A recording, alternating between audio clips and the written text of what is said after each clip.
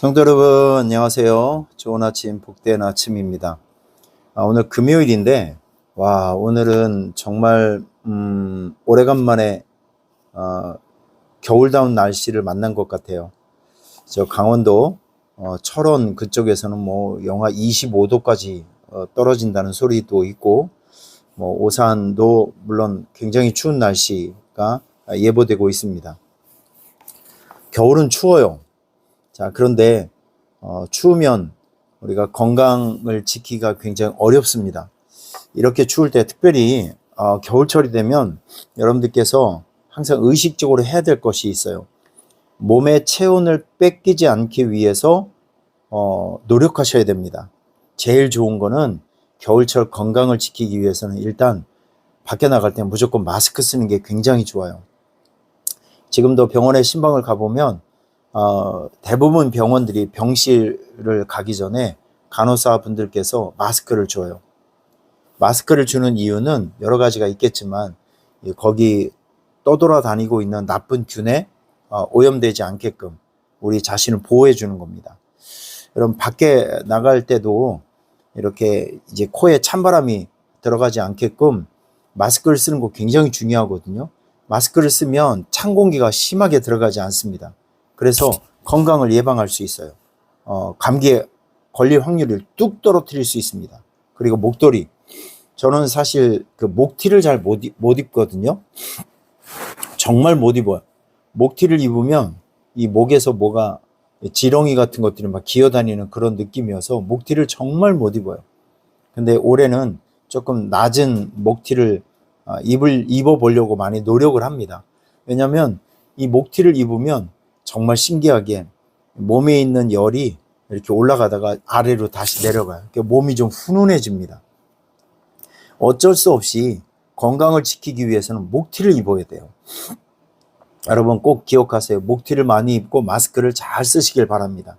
그리고 이렇게 길이 미끄러울 때 걸어갈 때 주머니에 손을 넣고 가시는 분들이 있어요.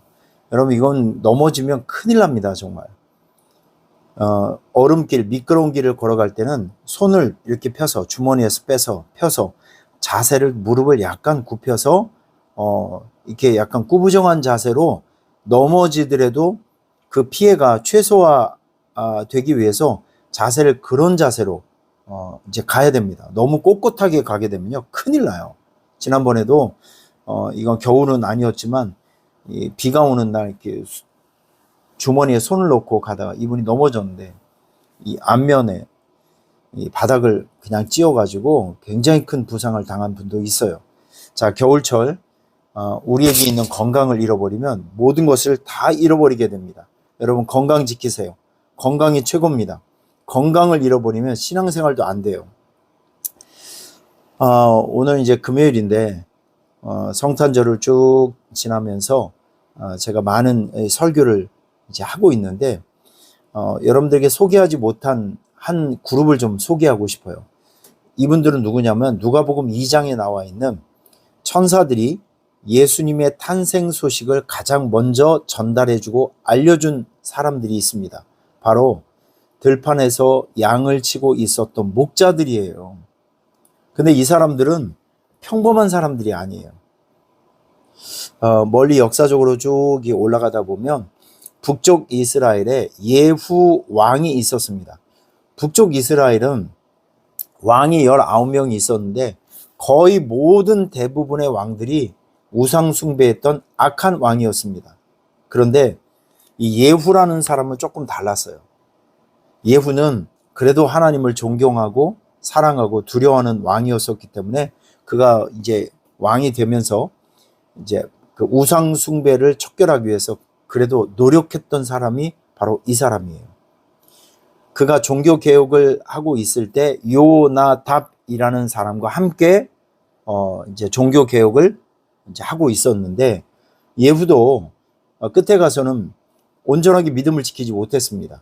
자, 이런 모습을 보면서 요나답이 이제 자기 후손들에게 꼭 유언으로 남긴 것이 있습니다. 너희들은 세상을 살면서 포도주를 마시지 말아라.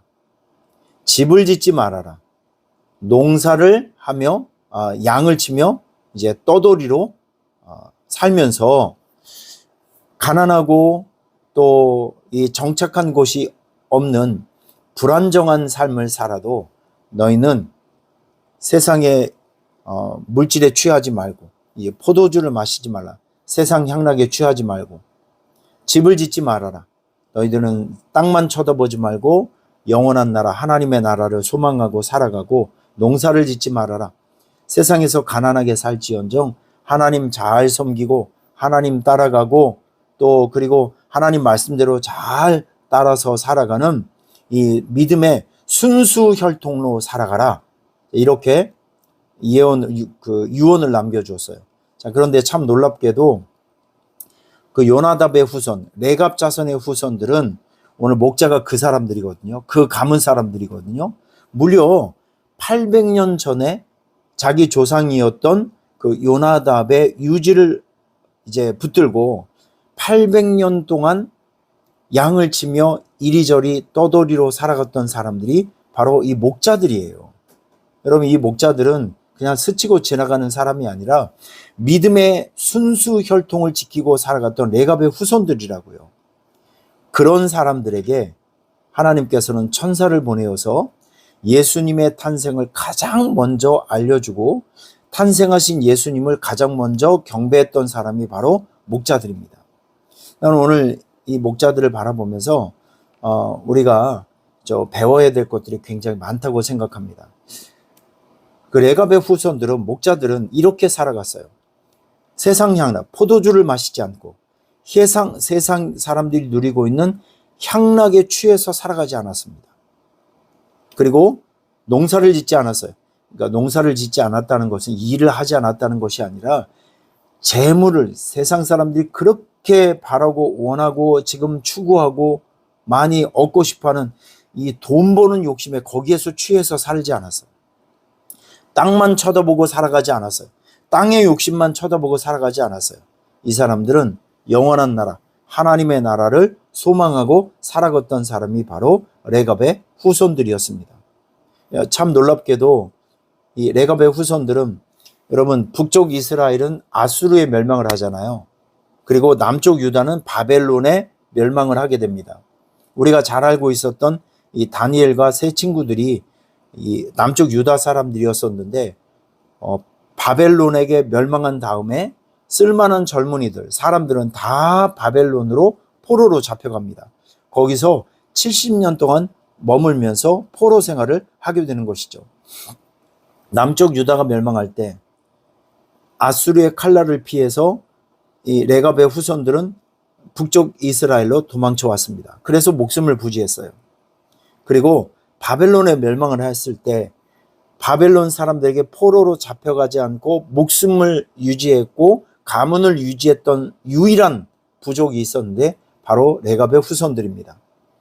바벨론 사람들이 이렇게 보니까 이 레갑 사람들이 그냥 양을 치면서 들판에서 떠돌이로 살아가고 있는 사람들이기 때문에 이 사람들은 별로 효용 가치가 없어요. 데리고 가봐야 별로 쓸모가 없어요. 너무 연약하기 때문에.